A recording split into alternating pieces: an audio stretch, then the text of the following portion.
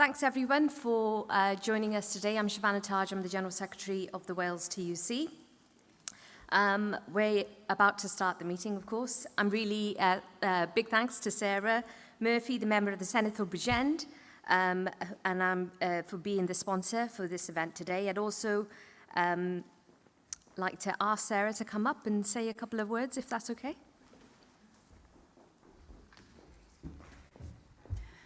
Croeso, Prynhawn da. I'm Sarah Murphy, the member of the Senedd for Bridgend and Porthcawl, and I am absolutely delighted to welcome so many of you to the Senedd today and sponsor this TUC event, How Can Workers Benefit from New Technologies? During the recent elections, many of you, my fellow trade union members, joined me on the streets to campaign. And it was where we got talking about my studies and work and passion for data justice, and your stories about workplace dismissals and disputes to do with tracking, surveillance, and workers' rights came flowing out.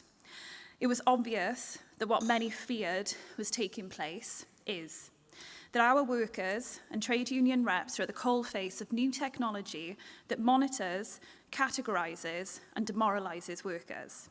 That the power balance and mutual respect between workers and employers that we as trade unions fight for is being undermined by datafied systems, algorithms, and online surveillance, whether that is intended or not. I was very fortunate that my professor Lina Dencik, founder of the Data Justice Lab and part of JOMEC at Cardiff University, agreed to commission research into what workers and trade unions are experiencing, which we'll hear more about later. We interviewed 17 people from as many trade unions, and many of you are here today. And I want to thank you all for your trust and honesty and commitment to working together to do something about this. Our interviews mainly focused on what is happening in workplaces, with examples including deaths at work due to ineffective surveillance technology, union laptops and workers' records being illegally seized during disputes, workers fainting at work because an algorithm said that they could do the impossible, trade union reps being excluded from workplaces and monitored by facial recognition surveillance cameras if they do get in, workers being shamed and embarrassed in call centres with league tables projected onto the walls despite union reps getting an agreement that they would stop doing so. All of this research very much built on the TUC reports I'll Be Watching You, a report on workplace monitoring, technology managing people, the legal implications, and the recent Wales TUC worker surveillance on the rise in Wales. TUC has been incredibly helpful and supportive and always available to chat with me, and I cannot thank you enough for having this event here today. Prospect Union and Andrew Pakes have also done fantastic research, and I think have led the way in emphasising that as a movement we must discuss and share what is going on to strengthen us all. As well as Community Union, that was one of the first to blow the whistle when covert surveillance, cameras in the workers' changing rooms, were used to dismiss 13 members of staff at Tata Steel in 2011. I think other themes we'll hear today are about categorisation of workers and ableism in systems from Myles Lewando at United Tech and Allied Workers branch of CWU. And it is not simply about what is happening, but how technology is impacting organising and collective bargaining, workplace agreements and negotiations, which Mary Williams from Unite Wales would expand upon. Finally, I am delighted to have our ministers here with Vaughan Gethin, Minister for the Economy, attending virtually, and Hannah Blythyn, Deputy Minister for Social Partnership. This shows our Welsh Government is committed to fair work and social partnership. And let me end by saying, I cannot stress enough how important this issue is. My fear and frustration for workers being stripped of their freedom, autonomy, privacy and well-being keeps me awake at night. The potential to prevent this and empower our society is what drove me to stand for election and brings us here together today. We are at a crossroads. We can either let this continue and see our workforce become more unhappy, less fulfilled, less valued, exploited and divided, or we can face it, scrutinise it, use the opportunity of social partnership and our trade union movement to fight to be a true fair work nation in an increasingly datafied, surveillance-led economy. Diolch.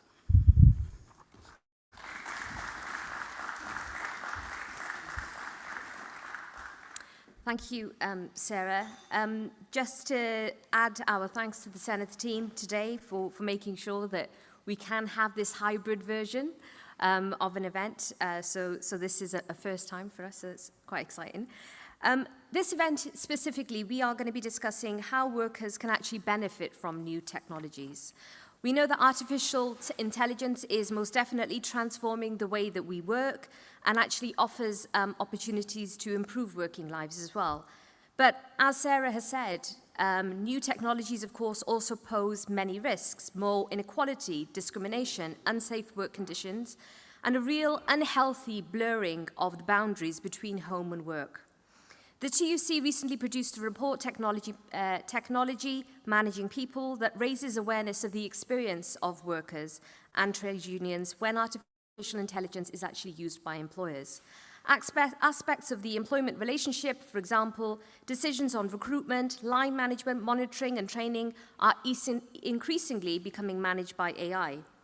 When we asked workers about their experience of technologies, making or informing decisions about them at work, 22% said that they had had experience of these technologies being used in relation to absence management, 15% for ratings, 14% for work allocation, and 14% for timetabling shifts, as well as the assessment of training needs and allocation. The report also uncovered the alarming issue of bias and discrimination embedded within the AI systems, giving rise to discrimination and punitive outcomes where it was found. Yet, for all of the dangers of AI, many people don't even know what the new systems actually are, how they operate, what their impact is, or even if they're actually present in their workplaces. And indeed, it's very likely that these technologies are far more widespread than our research suggests. So today's event is actually very timely because of the unique hazards of the new technology that it brings to the workplace. Wales TUC are going to be promoting 2 new documents which, in the face of these problems, seek to address the issue of how workers can actually benefit from technologies. The first is a Wales TUC report by the Labour Research Department on new technology at work, which will be published in the next fortnight. It finds that workers can benefit from automation with the support of unions, and the time to act is now to secure such advantages. With that in mind, I'm pleased that the Workforce Partnership Council has agreed principles for digitalisation to protect and enhance workers' prospects when automation is introduced in the Welsh public sector. I think that's a real boost to the efforts of unions and government and employers working together to secure local agreements on this vitally important subject. But make no mistake, we are now at a crucial point in a technological workplace revolution. New technologies are being rolled out at an incredible speed, and AI is being used to make life-changing decisions about people at work. So we now need to seize the moment and ensure that dignity at work, fair reward, and workers' voices are at the heart of the agenda, because if we fail to act, these new technologies could very easily entrench many of the long-standing inequalities, unfair treatment, and unsafe work practices. So, without further ado, I would like to introduce you to today's panel. We have Anna Mowbray from Community, Andrew Pakes from Prospect, Myles Lewando from CWU. We have Professor Lina Dencik from Data Justice Lab, who will be joining us on Zoom. And we also have Mary Williams from Unite. We're going to be, as has already been mentioned, joined by Vaughan Gethin, the Economy Minister, and of course we have Hannah Blythyn, the Deputy Minister for Social Partnership, here with us in person. So as you can see, we've got a really packed schedule, and I'm hoping that we can actually take some questions for those at least who are attending in person. But now I'd like to introduce you to our first speaker, Anna Mowbray from Community, to join me on the stage for her presentation. Anna works for Community's Research, Policy and Politics team as a Research and Policy Officer. Anna's work sees her covering topics related to the future of work, worker consultation, and wider employment issues and advice. Anna, over to you.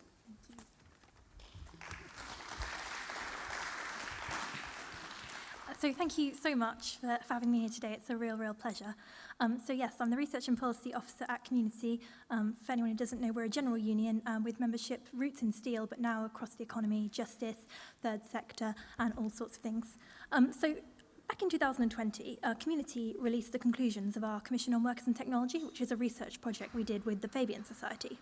And so my comments today are going to draw both on the conclusions of that and also the work that we've been doing since. But I thought, given the question we're here to ask today, I thought I should open with some examples of ways that work can be made better through technology. So we did a survey back in 2019 which found that 57% of the workers consulted said that new technology had had a positive impact on their work. So that might be where technology has facilitated flexible working.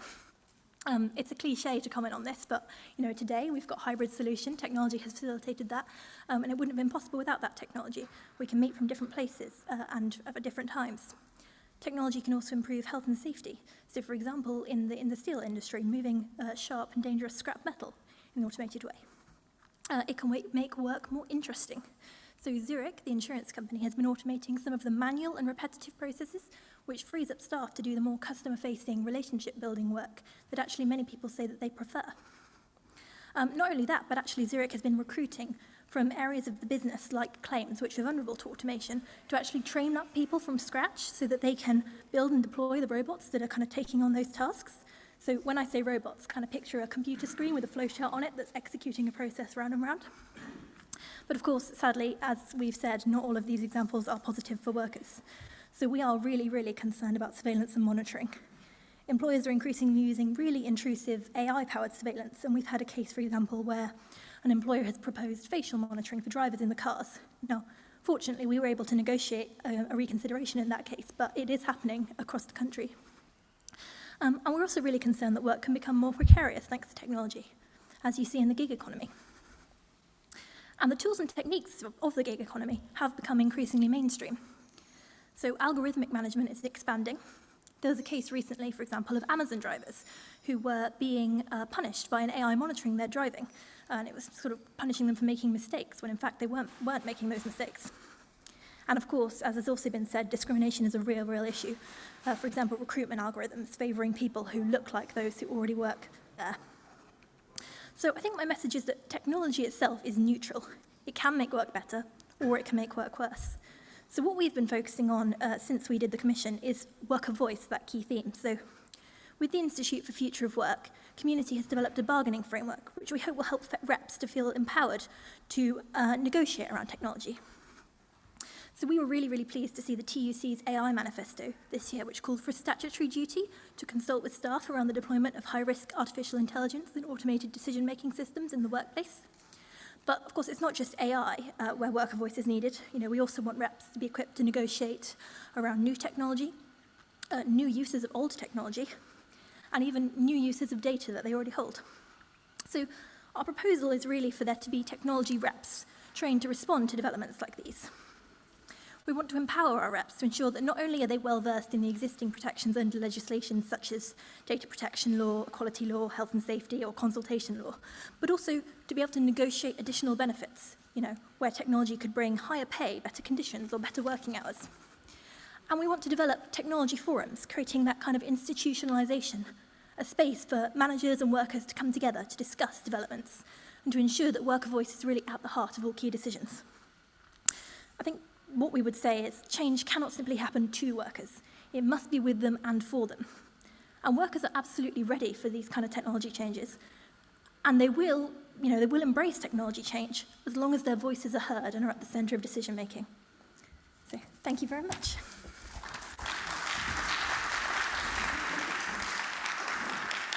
I think the message I got loud and clear is the infamous line that we always use as trade unionists, nothing about us without us. So I think that's one of the key things there. I'd like to introduce our next speaker, Andrew Pakes. He is the Director of Communications and Research at Prospect. He leads on policy, communications, legal and outreach for Prospect's members. Andrew's also been interested in social inclusion and employment rights and has had leading roles in a number of trade unions and the charity sector before taking up his role at Prospect. Andrew is also the visiting fellow at the Digital Futures of Work Research at the University of Sussex, looking at the impact of technology on work as we recover from the COVID pandemic. So Andrew, over to you. Thank you very much, Chair. That introduction is almost as long as my comments. But firstly, I'm delighted to be speaking at my first in-person and hybrid event since the pandemic. And actually, I think it's really timely. We've seen already, before the pandemic, the collision of technology and digital technology in the ways we are managed and the way we have worked. We have seen that rocket boosted during the last 2 years as technology has come closer to us, but it's also started to creep into our lives. And I'd really, really genuinely like to start by paying tribute to Sarah, to the Wales TUC and the TUC family for getting our act together. You know, nowhere is there change in the world of work that is greater than there is in the world of technology and how that is transforming not just automation and the jobs we do, but particular concern to us, the ways we are managed and the types of jobs we do through the power of technology. And that's the big concern that comes when we speak to our members. So it is a tribute to those people who are leading on that work. Digital technology is transforming the ways we work. Technology was key to keeping many of us safe, connected and largely working during the pandemic. And we should think about how we can use technology for inclusion, to reduce working hours, to include productivity, to ensure that workers are in the driving seat when it comes to innovation in workspaces, that we bridge the gap between freelancers and full-time employees in terms of creating a workspace where people feel valued and respected. But we can't do that if we ignore the mission creep that technology is bringing in. And actually, I agree with Anna. When we talk about the perils of technology, what we're not really talking about is technology itself. We're talking about its application by business, its drive by the boardroom, and the ability of it to drive out humanity rather than welcome in the humanity and human agency that we talk about it. So we will always say data is the new front line of workers' rights. It is the battle line between how we are treated and how we're involved in building together our new thing. Technology, as we've heard, has the power to hire us, to fire us, to exclude or include us. It has the power to promote us. And ultimately, it has the power to fire us, often without human oversight or human decision-making explained in any way. Our data can be monetized by employers and sold on, aggregated and used to make money for employers from our inherent data we exists. And this is the challenge that we as unions are getting wise to and getting organised around. And I'm really excited to be here with UTOR, with Unite, with colleagues from UCU and so many other parts of the TUC family which are rising together to ensure that human agency and dignity are part of the innovation we need in building an economy coming forward. So 4 things we need to change quickly from us to add to this debate around it. Firstly, if we want to build an inclusive economy, which is based on fair work and social partnership that the Welsh Government champions so ably, it has to be an economy based on worker voice and cooperation. There needs to be a mutual interdependence of workers ourselves and employers in finding the balance about how technology is used, so that those developing, using and impacted by new technologies have a real say on the purpose, the design and implementation of AI and other automated decisions.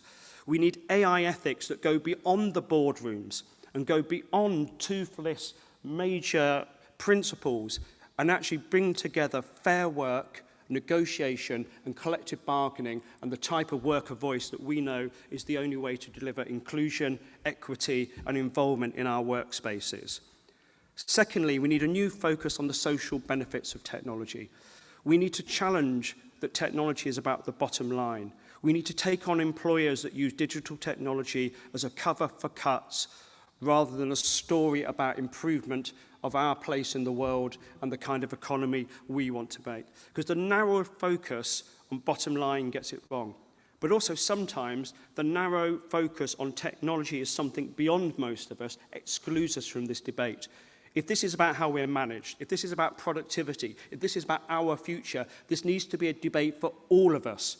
And it needs to be a debate that involves us, and we need to end that divide that sees it as a technical debate and actually sees this as a real debate around the future of work. And if we want people to engage with technological change, then we need to show how it can make their lives better and how it can actually include more of us in it and make our jobs better. And that's why I think social partnership and fair work is absolutely critical. And Wales has a real chance through the partnership with the Wales TUC, for the involvement of unions, for ministers like Vaughan and Hannah, in actually defining for the UK as a whole the place technology can have in the fair work agenda. Thirdly, we need to hear much, much more about job transformation so that workers are central to this debate about the transition to a new economy.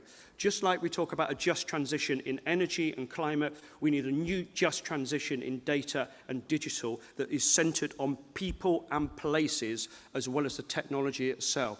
Because if we don't talk about where place sits into this, or people's lives fit into it, we will see a transformation of global capital that uses technology to centralise our economy and centralise profits in fewer and fewer places, which will ultimately be bad for the kind of interconnected Wales and United Kingdom we're trying to build as a movement.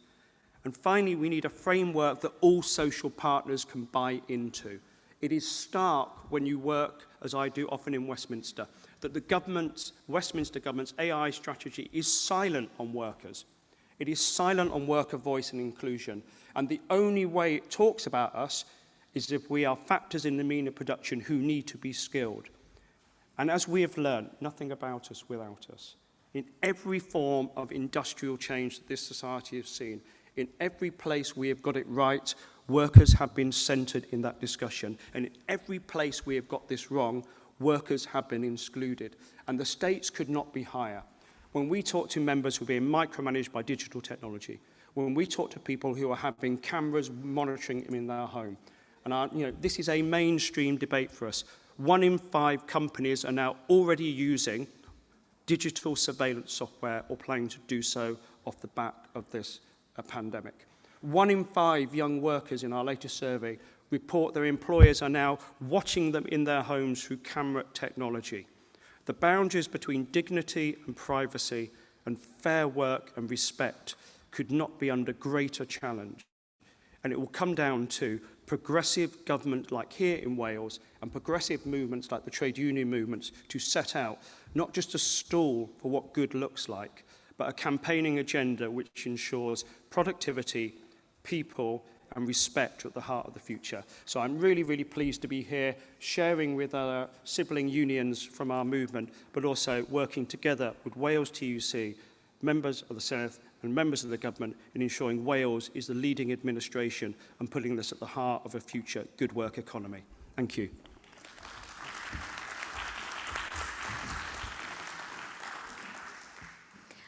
Absolutely, Andrew. Totally agree. We are in a very unique position. I keep saying that in Wales, small is beautiful. We've got a population of just over 3 million. We can genuinely do something very, very different, and it's actually quite an exciting place to be in right now. And having the social partnership procurement legislation coming up and making sure that fair work and voice, worker voice is very much centred means that we can genuinely get ourselves into a position where workers can benefit from new technology. So thank you, Andrew. I'd now like to introduce our next speaker, Myles Lewando from the United Tech Allied Workers branch of the CWU. Myles is a front-end developer at Helical Levity. He's interested in ethical technologies, accessibility and mental health. His union, the UTAW, represents and fights for workers' interests in the tech industry. So, Myles, over to you.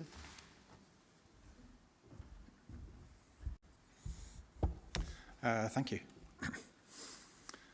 So I think a lot of what I'm going to say is going to be repeating and underpinning a lot of what's already been said. So I've cropped what I'm going to say from a somewhat larger talk on tech mythology, utopia, dystopia, and I don't think we've really got time to go into the details of that. So I'm going to try and squeeze as much as I can into 4 minutes. So instead, I want to point out that when we talk about these new technologies in workplaces, we could be talking about anything from everyday office software to self-driving delivery vehicles. And one of these seems pretty innocent and apparently required to do your job.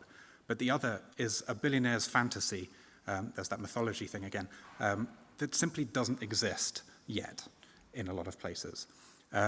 What the two share, though, is that unchecked, both can lead to ever-diminishing, dehumanizing working conditions, constant surveillance and data gathering that arrays the human workforce and try to turn them into smart workers. And what is a smart worker? Defining smart or intelligent in humans is problematic and ableist in itself. The same is true in machines, perhaps not ableist.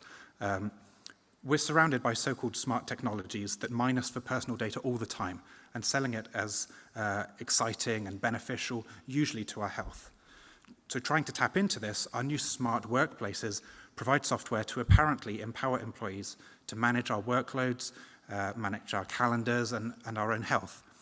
But behind the screen, these tools are thinly veiled, intrusive surveillance technologies.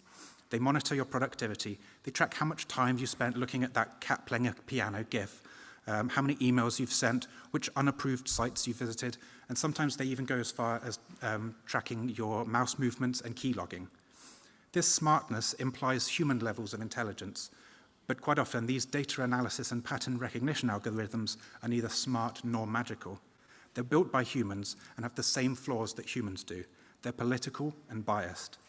Just because they don't have faces, these black boxes still show evidence of being discriminatory, racist, sexist, ableist, particularly when used in HR and management, perpetuate bias and exacerbating inequality.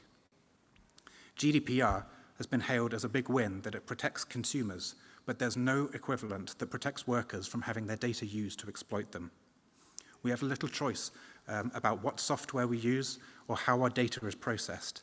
The obfuscated legalese of intrusive privacy policies are intertwined with our employment contracts, so that the choice whether to press accept is now a matter for HR.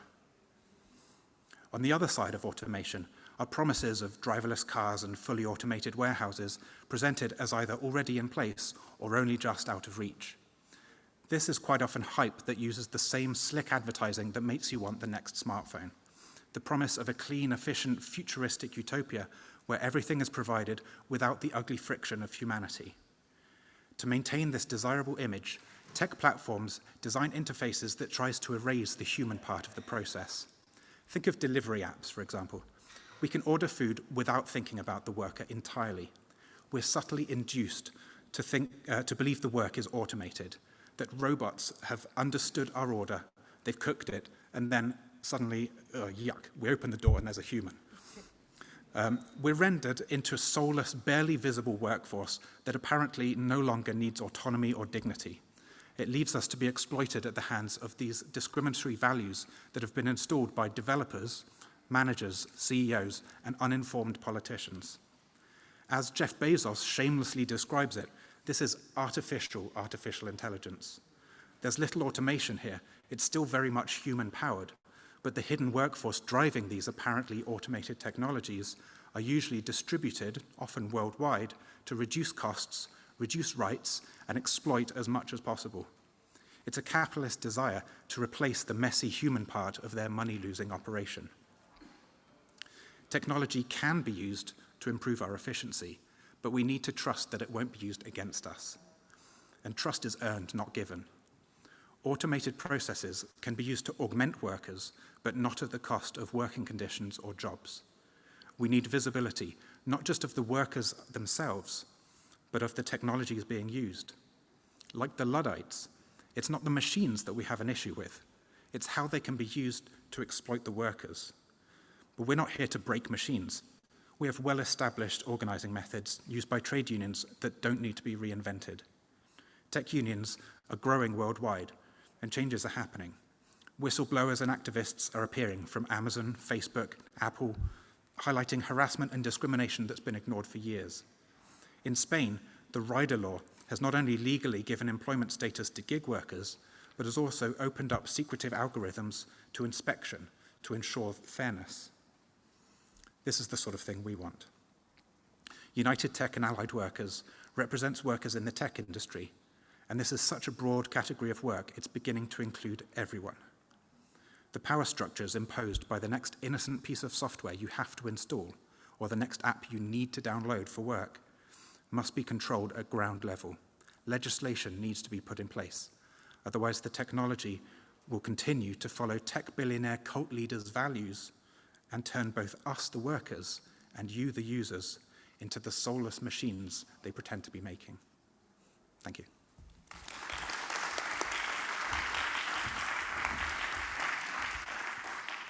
Thank you, Myles. I did love the futuristic utopia, and as a union event, I was wondering at which point were we going to get a mention of Jeff Bezos, but you managed to do it really nicely, so thanks for that. And as you say, trust is something that is earned and is not given. So again, what we're hearing continuously is the very clear need that if there is information that employers are going to be gathering, that they're going to then financially benefit from, then we would like to see some of those readies in our pay packets as well, quite frankly, and we would like to understand what the data is actually telling them and how they're benefiting too. So thank you for that.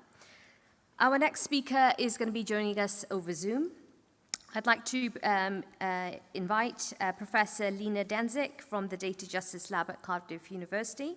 Lina is a professor in digital communication and society at Cardiff School of Journalism, Media and Culture, and the co-founder director of the Data Justice Lab. Her research concerns the interplay between media developments and social and political change, with a particular focus on resistance, governance, and the politics of data. She holds a PhD from Goldsmiths University of London and has previously worked at the Central European University in Budapest, where she is still a fellow with the Centre for Media, Data and Society. Lina, over to you. Thank you very much, and thanks very much for allowing me to participate this way. I'm very sorry not to be able to be there in person. Travel is a bit tricky for me at the moment. And thanks also, by the way, to Sarah, who of course I've worked with on some of these issues, and congratulations to her for all the stuff that she's doing now around this area. We're very proud at the Data Justice Lab to have worked with her and for her to have been a previous student as well.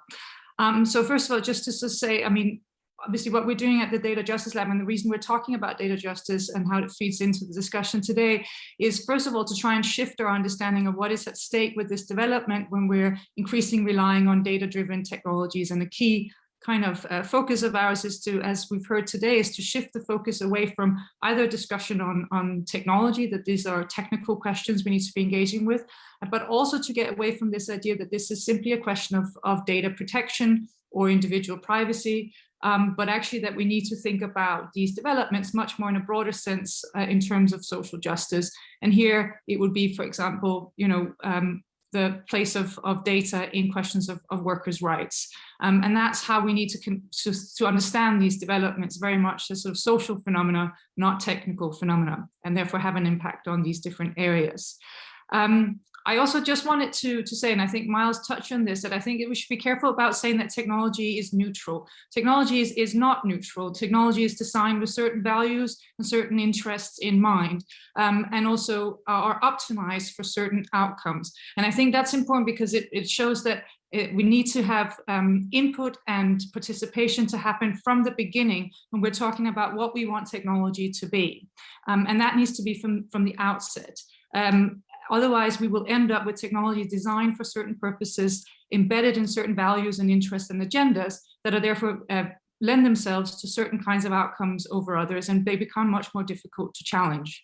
And so we know, for example, that data-driven systems, including things like artificial intelligence, are introducing new ways of decision-making, and that's the way to think about this. This is a new way of understanding people, a new way of understanding society, and that comes with a certain ideology as well. So there's a shift in assessments going on here when we start relying on these technologies for example, hiring purposes, or indeed for assessing people's productivity or other qualities within the workplace. So it's a shift in how assessments and evaluations are carried out. And that's how we need to engage with these technologies. And one major issue I would say in terms of how we can advance or make sure that workers benefit from new technology, one of the main problems we have to overcome is the obscurity that surrounds the implementation of these technologies in the workplace. We are relying on this great work that colleagues that are present today have carried out in terms of trying to understand the extent of the implementation of new technologies, etc. But what we lack is a systematic oversight, systematic transparency around what employers are actually doing, what organizations are actually doing. And we need this information in order to be able to grapple with also what's at stake with it. So what we need to push for is much more transparency in this area in terms of what's happening in workplaces and what organizations are doing, and place much greater demands on organizations to reveal this information. The other thing that and also I should say what's happening as well is that often managers themselves aren't actually aware of how the technologies that they're implementing are working. And so what we're seeing is a dependency on third-party actors that actually are not accountable to anyone, and that no one really understands how they work or what their role precisely is. So this is a real issue around transparency and the level of obscurity that surround these technologies. The other area that I think has been touched on already is the fact that policy and governance debates about data, about AI, about new technologies has excluded workers' representation and worker voices. And we see that also in the types of policies that are being created around these new technologies that what we found in our research systematically sidelines questions of social and economic rights and privileges much more individual sort of rights around privacy, for example, and data protection, but does not contend with questions of how this will impact on collective rights and on social and economic rights. And so therefore, there needs to be much more worker representation in governance debates in order for those perspectives to be included in how we think about this technology more broadly and what we want it to do in society. And then, of course, that requires, and what we found in research is that obviously unions might feel sometimes that it's difficult to engage with these debates because there's a level or lack of expertise around what you need to know, etc. And I think the people who've spoken today are probably the exception here in terms of how they are able to engage with these issues. But it does mean that therefore that requires, I think, some collaboration within the trade union movement and sharing resources and using resources together, but also to take advantage of expertise from other social movements, such as, for example, digital rights or other types of actors that I think our collaboration would be needed in order for there to be much more fruitful engagement in terms of intervening in how these technologies are being developed and how they're being used and applied. So I think those are just some of the areas that we've touched on in our research. Thank you.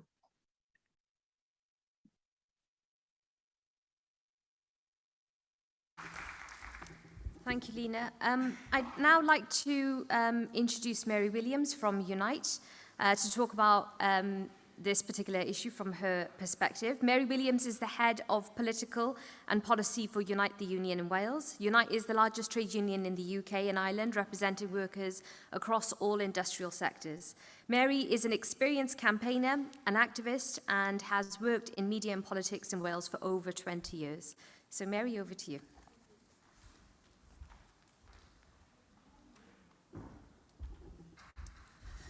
Great. Well, thanks, Shavanah. And I'd also like to thank the Wales TUC and Sarah for having this very timely event. However, I'm going to start by going back in time a little bit.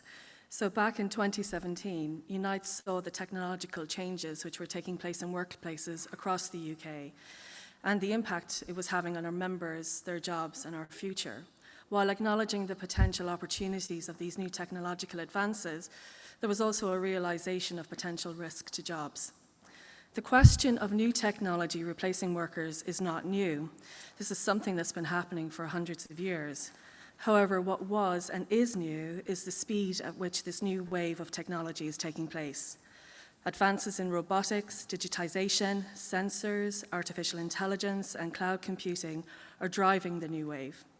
Unite instigated a deep dive analysis, and this was pre-pandemic, of how new technology was going to impact our industrial sectors. And working with our members across our nations and regions, it quickly emerged that there were particular areas of concern which we believe will be highly impacted. The most effective sectors, in which we have about 650,000 Unite members, could, according to our analysis, lead to the loss of approximately 230,000 jobs for our members within those sectors. So we believe the question should not be whether new technology will replace workers, but rather how future technological developments can complement workers rather than replace them in the 21st century. When new technologies are introduced into workplaces, workers' voices must be heard. We understand that, and from the work around our own analysis, Unite developed the New Technology Agreement, and that agreement is now in several workplaces across the UK. The objectives set out in the New Technology Agreement are as follows. The employer and union recognise the introduction of new technology can present specific challenges as well as opportunities. Both the challenges and the opportunities presented by new technology require good, coordinated industrial relations across the organisation in order to be managed in the best way for all parties concerned, and that the introduction of new technology should not be made unilaterally, but by mutual agreement based on a comprehensive review of relevant information and monitored by union shop stewards and representatives with the time and resources to engage in issues arising from it. Unite reps have successfully negotiated these agreements with employers such as Rolls-Royce and the BMW Group, and these agreements and others are available to all reps to see on a central database which can be accessed when required. We're all living in a changing world, and workers today should be equipped with the necessary skills to face it. But that also means looking to the next generation, who will not only be the users of this advanced technology, but they'll be the creators of it. So we need to continue exploring the potential in research and development investment to make Wales a leader in the manufacture of this new technology. You know, it's no coincidence that Amazon is the world's biggest spender in research and development in this area. It's also widely reported how Amazon are using surveillance technology on their own workforce. Technologies such as navigation software, item scanners, wristbands, thermal cameras, security cameras, and recorded footage to keep its store and warehouse workers under close watch. A former employee at Amazon wrote in Time magazine that workers are being treated like robots. Unite has begun a major newspaper and digital advertising campaign to alert Amazon workers about a confidential telephone hotline which we've opened so they can air their issues and concerns. No worker should feel the stress and pressure which many of them have reported to us. So the implementation of new technology in workplaces is happening now, and with these developments, we can ensure that society as a whole benefits. Do we put a tax on the introduction of new robotics? Do we look for the potential of a shorter working week without the reduction in pay? Certainly our work-life balance could change dramatically. Could workers job share without loss of pay? This could allow for phased retirement where an older worker could job share with a new entrant as part of a high-quality apprenticeship. They're just some of the questions that we have to ask now, questions about what kind of society that we want to live in. I'm going to leave it there, Shavanah. I've really enjoyed the speakers so far, and I'm looking forward to the questions later. Okay, thanks, everyone.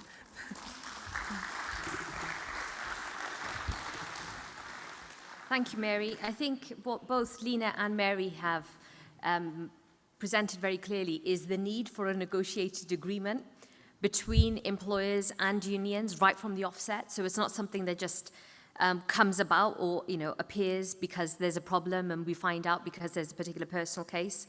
And also going back to what Lina said about the dependency on third parties, I mean, that's a real worry, actually, and that's something that we need to be very much aware of.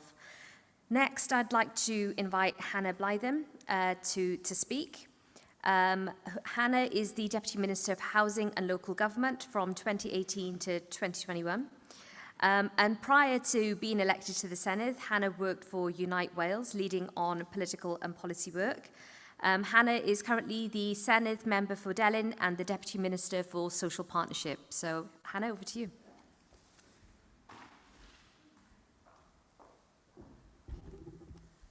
Thanks, Shavanah. Thank you to Wales TUC for inviting me to participate today, and thanks to Sarah for hosting. So I know Sarah's a passionate advocate for data justice, and she's already been holding the Welsh Government's feet to the fire on this issue, and which is as she should do. I think we've already heard time and time again from the incredible speakers today how about the new technologies and the digital revolution and how it brings many challenges with it, and what should be a warning signal to us now to act and to act on that. And Sarah set out many of those challenges powerfully in your opening.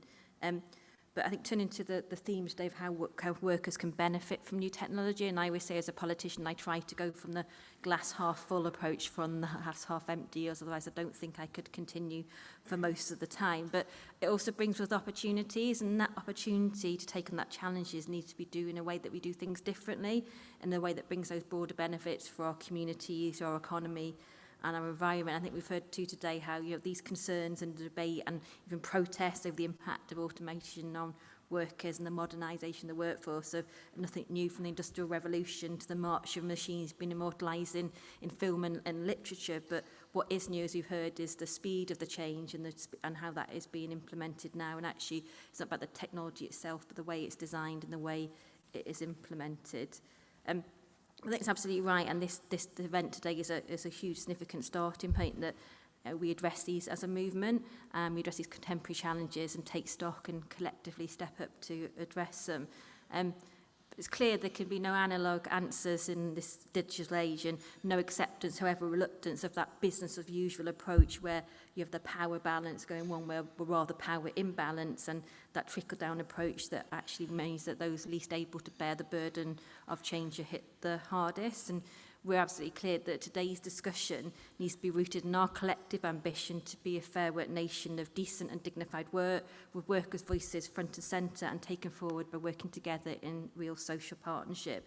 And, whilst we might not have it within our gift in Wales to have some of the legislative levers to tackle and change workplace practices, we do actually have the political will and the track record of working innovatively to make a difference. So it's important that we absolutely committed to building on this, use all the levers we do have in Wales, whether that be through procurement, the power of the public purse, the influence we have within the public sector, and of course our social partnership approach to bring together government, trade unions and employers. And, apologies as you've heard me say this over and over again. It's almost as the Deputy Minister of Social Partnership now, I have a challenge to see how many times I can say social partnership with any speaking engagements, but I'm going to keep going in that vein because, social partnership has very much become a Welsh way of working over the course of devolution, born out of an economic crisis, and its value really brought into sharper focus during the coronavirus pandemic. And this government is committed to putting our social partnership on a more formal footing through the Social Partnership and Public Procurement Wales Bill,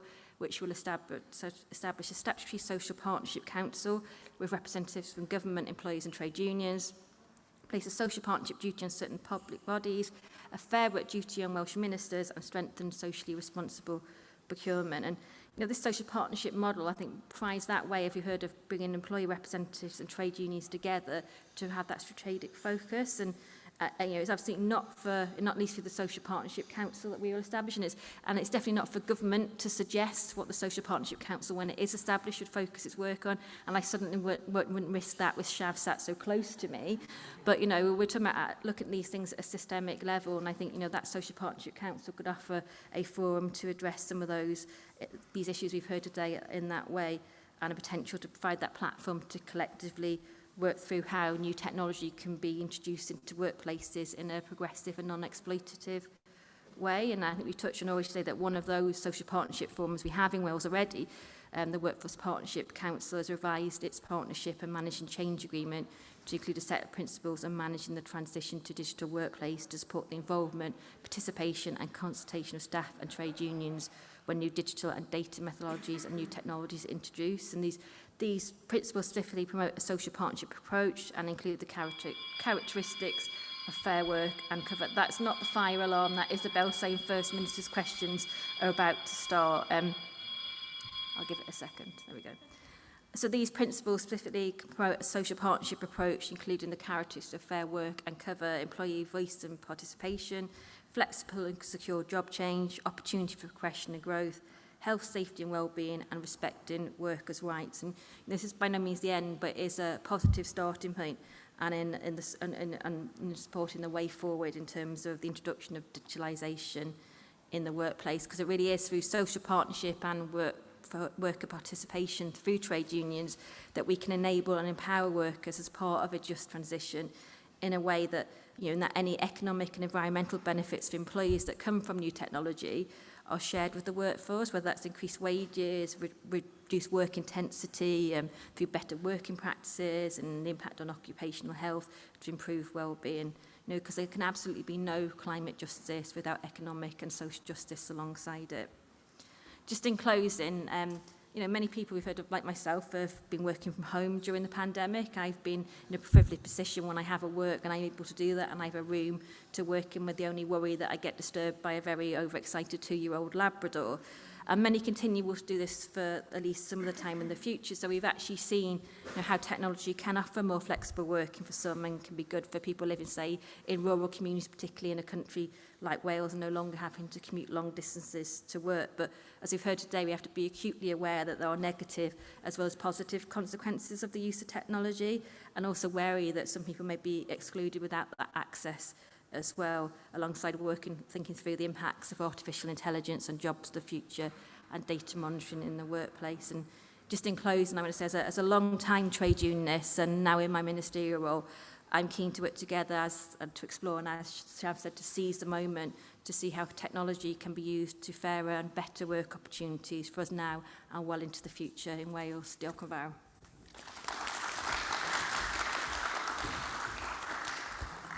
Thank you, Hannah. If anyone didn't know what social partnership was before, they definitely know what it is now. I think this is like a bingo moment, really, in terms of how many times you managed to get that in. But as you say, ultimately, this is about us working together and finding a way forward. And it is about us moving towards that collective ambition of becoming a fair work Wales nation. So I'd now like to invite Vaughan Gethin, our minister, to kind of respond really on to some of what he's heard today from a governmental perspective on some of these issues. Just to say a bit about Vaughan, before being elected to the Senedd, Vaughan was a solicitor and a former partner at Thomson's. He's a member of GMB, Unison and Unite the Unions. He was also actually one of the youngest ever presidents of the Wales TUC. Vaughan has held the governmental roles of Minister for Health and Social Services, Deputy Minister for Health and Deputy Minister for Tackling Poverty, before actually taking up his current role as the Minister for Economy in May 2021. So hopefully, I can't see the screen, but Vaughan should be on the screen in a minute. I don't know if you can hear me yet. Thank you, Vaughan. I just introduced you, so over I know, to you. I heard the introduction. I've been trying to be good and not, and actually Sybil, my Scottish Terrier, is being very good as well.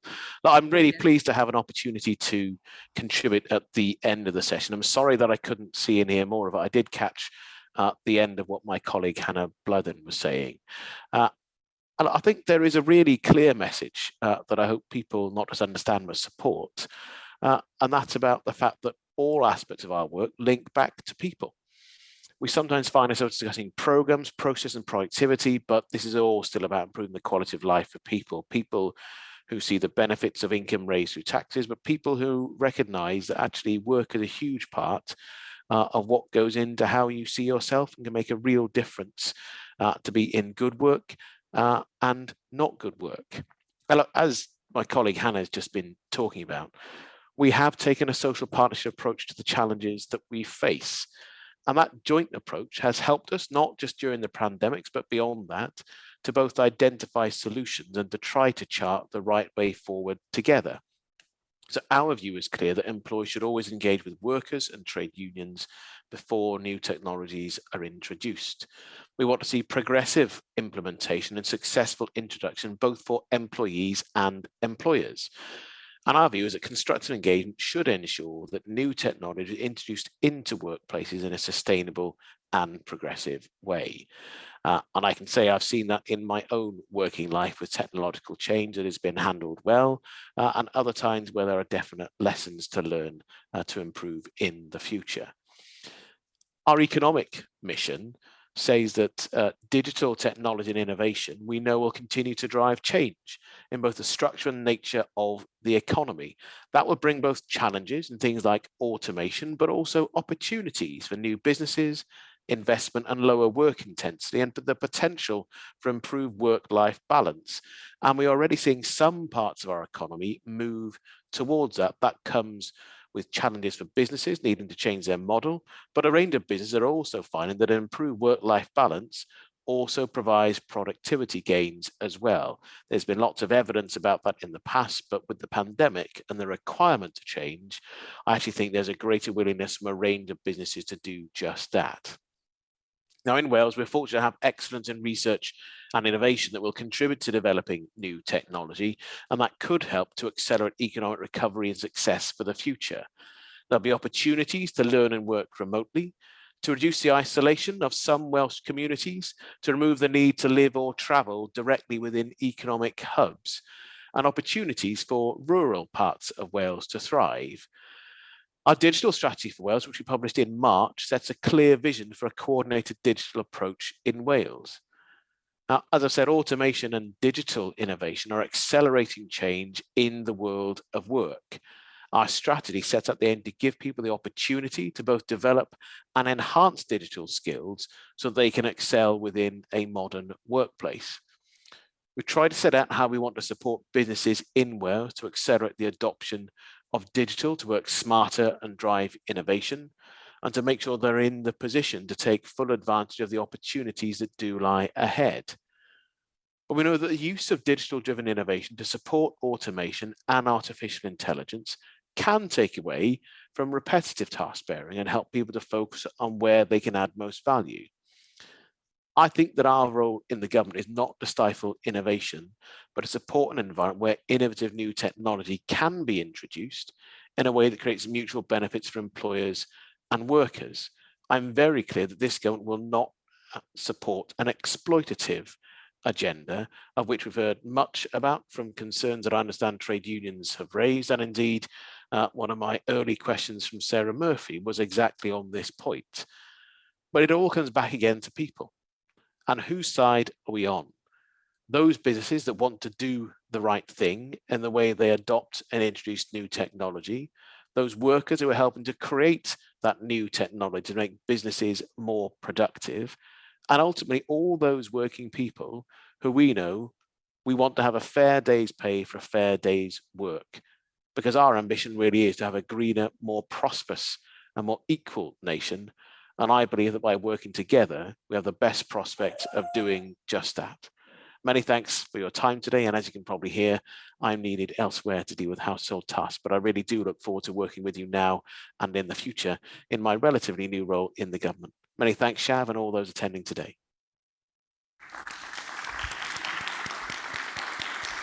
I want to know what those tasks are. I'm intrigued now. What I've heard from both of our ministers very clearly is that in Wales, we are committed to doing things differently. We are very much committed to fair work, and this is ultimately about having mutual benefits. And the thing that stood out for me in terms of what Vaughan said is that not introducing technology in a way that's going to be exploitative towards workers.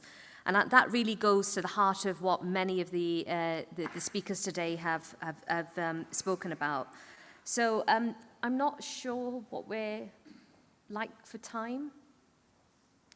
Do we want to take a couple of questions, Sarah? Yeah? Okay, brilliant. So we'll take a few from here, and then can we take questions from people who, no? Okay, so we're only, unfortunately, sorry, it's only for those people who are here in person. So Jamie, do you want to ask your question, please? Hi, thank you. That was a tremendous event, stimulating, but above all useful. I'm so glad I came this afternoon. Question very simple. Can any of the panelists tell me about a, I don't know, positive global comparator, maybe from Europe, Germany, or whatever else, for social partnership that takes augmentation into account? So any framework of which you're aware. Thank you. Thank you, Jamie. Andrew, you were nodding away, so I'm hoping that Andrew might be able to take the question. Hopefully it's quite a short answer. My answer is always we should be more Swedish. What's really interesting in conversations we have within the European trade union family with our sibling organisations, federations, is so much of this conversation about the adversarial nature of business over here doesn't compute when you have that conversation. If you look at the Swedish model, which is exactly what Hannah described, which is businesses and unions working together because they see shared prosperity as something they want, and in closed brackets, and they want government to keep out of it because it's about business and unions negotiating that future. They don't talk about the right to disconnect. They don't talk about surveillance in the way we do, because it is hardwired into the national culture and economic culture that workers are in the driving seat of it. So, we've talked about social partnership here. It works, it demonstrates, and what's really, really fascinating is if you look at all of our competitor countries which are doing better for us on the adoption of new technology and are more productive than us, what do all of those countries have in common? They have a higher level of employee participation in their economy. It works. Involving people on the shop floor and the digital shop floor in making decisions leads to more prosperity, and that prosperity is shared better when workers are involved. The evidence exists. Brilliant. Any other questions? Yep. Hi, I'm going to jump in on the social partnership bingo game, and I think, yeah, I think it's a really exciting opportunity for trade unions to kind of work in this area, and it reminded me a lot of the Fair Work Agreement in Scotland. Also, really exciting. My question about it for everyone on the panel is about its implications for solidarity. Big here in Wales. And in Scotland from Andrew, and I know from my own research that it's a very, very different story across the border in England. And my concern for all of this, how do we go about building solidarity as a movement? It's so fundamental to the trade union movement. How do we go about building solidarity when there are such uneven kind of developments across the country? Can I ask Mary and then Hannah, please?